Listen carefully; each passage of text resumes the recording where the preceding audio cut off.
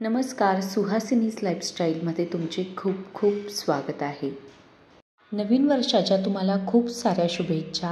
जरा वेळच झाला मला हे सगळं व्हिडिओ टाकायला किंवा शुभेच्छा द्यायला, कारण की ना माझे काका वारले होते.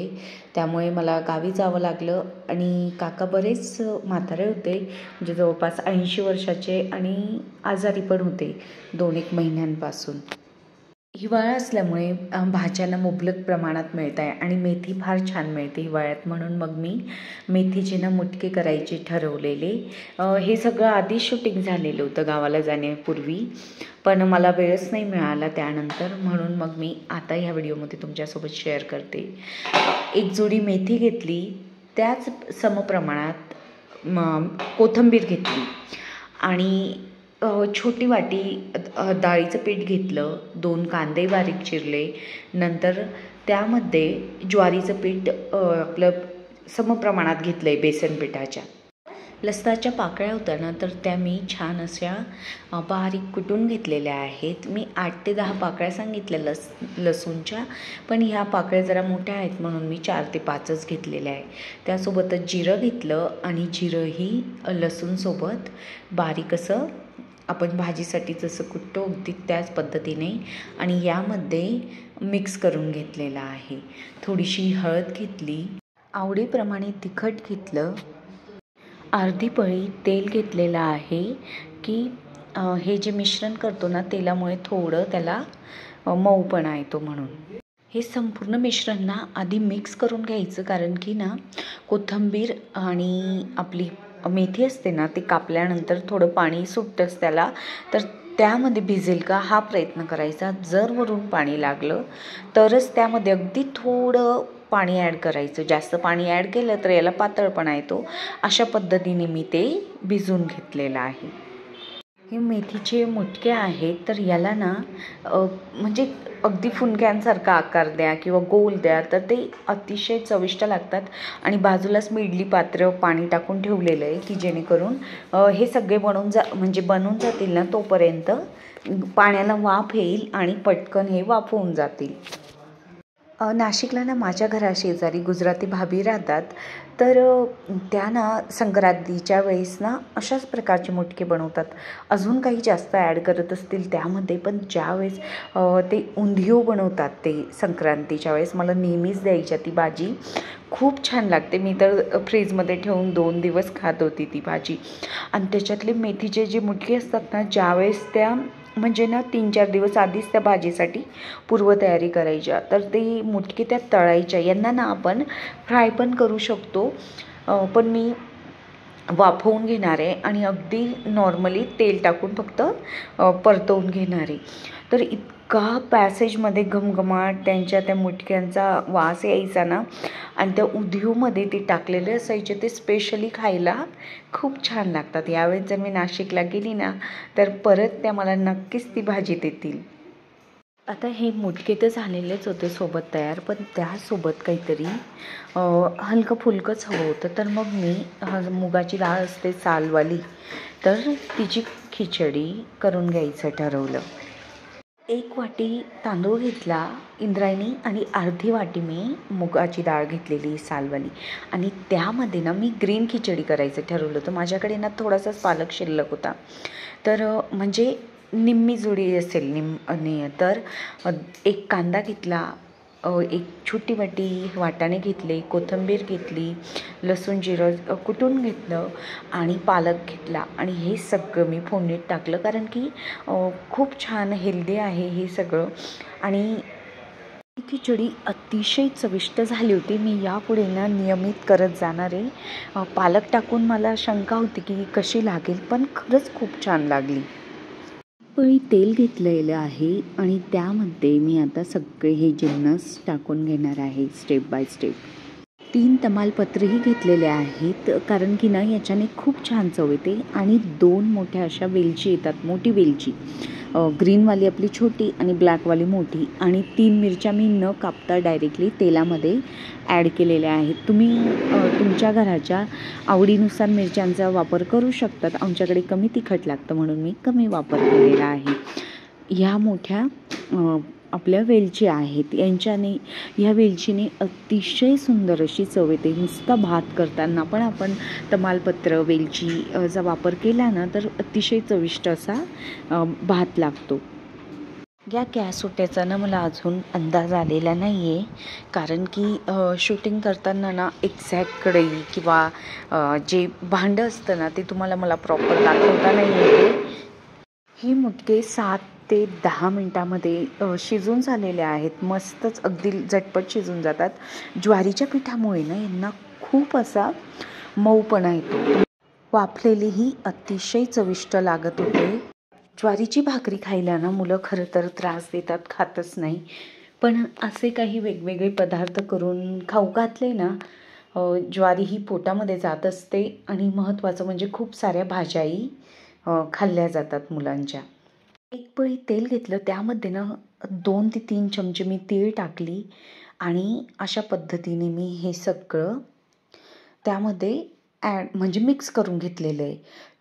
डीप फ्राय पण केले ना तरीही हे खूप चविष्ट लागतील, पण मला करायचे नव्हते आणि नुसतंच आपल्याला अशी फोडणी द्यायची नसेल, फक्त वाफवलेले खायचे असतील ना तेही खूप चविष्ट लागत होते, कारण की मुली हे सगळं आवडीने खात होत्या. तुमच्याकडे मेथी जर असेल ना शिल्लक तर नक्की आजच्या आज करून बघा. तुम्हालाही स्वतःला आवडेल आणि मुलांनाही खूप आवडेल. नंतर खिचडी तयार झालेली होती, त्यामध्ये मला आता वरून थोडी लाल मिरच्यांची फोडणी द्यायची होती. 2-3 लसणाच्या पाकळ्या कुटून घेतल्या आणि आपल्या लाल मिरच्या गरम झालेल्या तेलामध्ये टाकल्या आणि थोडं फ्राय झाल्यानंतर मी ते खिचडीमध्ये वरून टाकलेलं आहे. यामुळे पण पदार्थांना खूप छान चव येते वरून फोडणी जर अशा पद्धतीने टाकली तर. बाजूला छोट्या पातेलीत तुम्हाला खिचडी दिसते, तर माझ्या शेजारी ज्या ताई राहतात ना तर त्यांनी मला दिलेली, त्यांच्याकडची ही खूप छान होती. अशा पद्धतीने ग्रीन खिचडी तयार झालेली आहे. शेजारी ज्या ताई राहतात ना त्या मुगाचे पापड करत होत्या.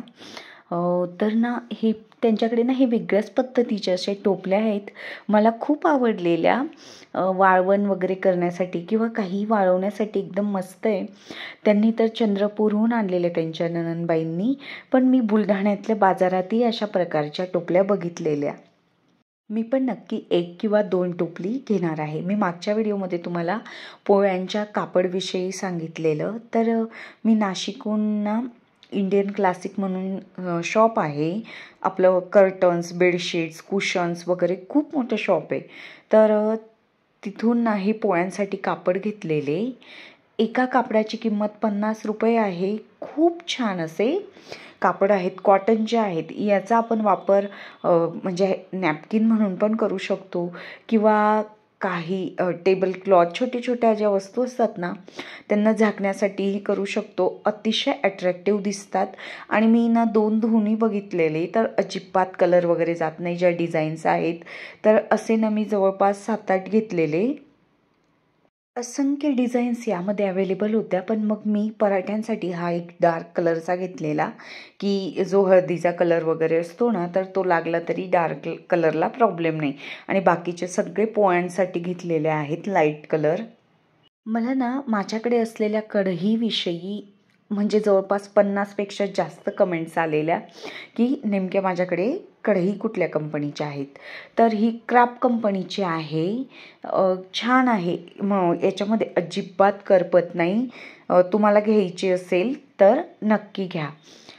क्राफ्ट तिचं नाव ना जवळपास चाललं गेलेलं आहे. कढईची साईज 24 सेंटीमीटर आहे.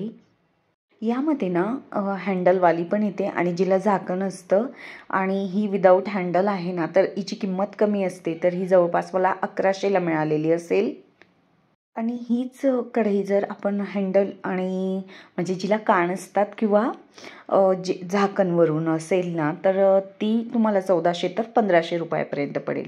ही त्याहून छोटी आहे, ही पण क्राफ्ट कंपनीची आहे. तर ही जवळपास 1300 की 1350ची कढई आहे. ही पण क्राफ्टच आहे, हिचं पण नाव निघून गेलेलं आहे. यामध्येही अजिबात करपत नाही. म्हणजे भाजी काही बनवलं तरी जेवण. एक झाकणाचं कसं असतं की झाकण असलं ना मग आपल्याला वेगळं झाकण्याचा म्हणजे कुठलीही प्लेट ठेवण्याचा प्रॉब्लेम येत नाही आणि प्रॉपर झाकण असल्यामुळे ना जरा लवकर शिजते भाजी. पण ट्रॉलीमध्ये जर अशा कढया ठेवायचं म्हटलं ना तर ह्या खूप जागा घेतात, म्हणून मग मी जास्त मला विदाऊट हँडलवाल्या कढई आवडतात. फक्त माझ्याकडे ही हँडलवाली आहे, ही आहे बलारिया कंपनीची. ही मी बऱ्याचदा दाखवलेली आहे, पण आता ना जनरली ह्या कढया बऱ्याच दुकानांमध्ये मिळत नाही.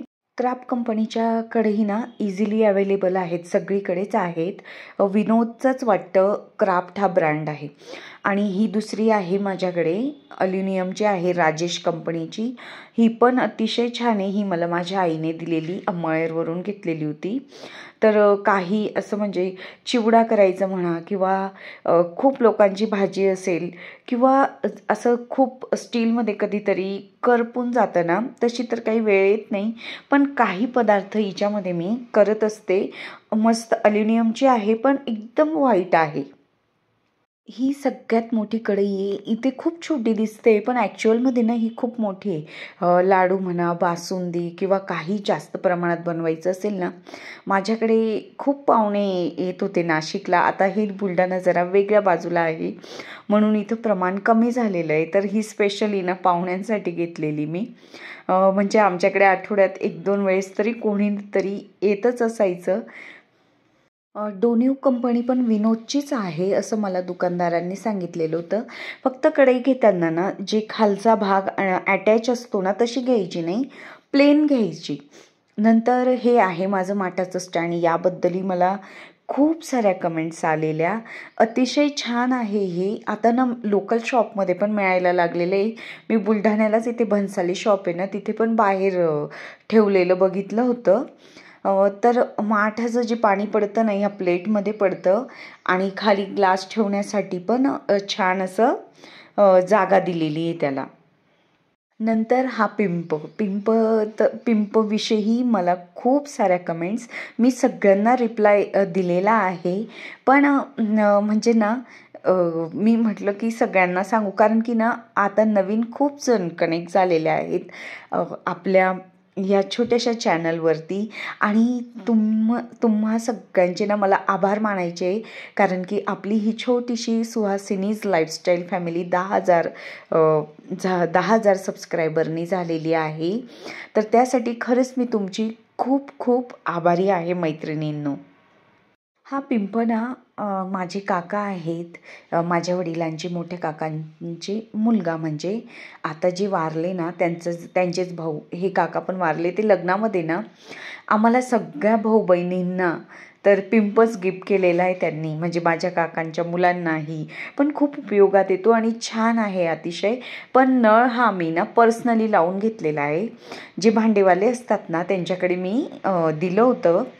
गोविंदनगरला माझ्याच गल्लीमध्ये भांडेवाले होते, त्यांच्याकडून मी हा नळ लावून घेतलेला होता. नळ लावण्यासाठी फक्त 150 रुपये मला खर्च आलेला. पण एक फायदा असतो की म्हणजे ना सारखं आपल्याला असं हात टाकून पाणी घेण्याची गरज पडत नाही. आणि लहान मुलं तर बघा किती वेळेस हात पण धुत नाही. म्हणून मग मी ना ह्या नळाचा मला खूप फायदा होतो. मुलंही इझिली पिऊ शकतात नळातून पाणी घेऊन, म्हणून मग हा नळ मला खूप उपयोगी पडतो.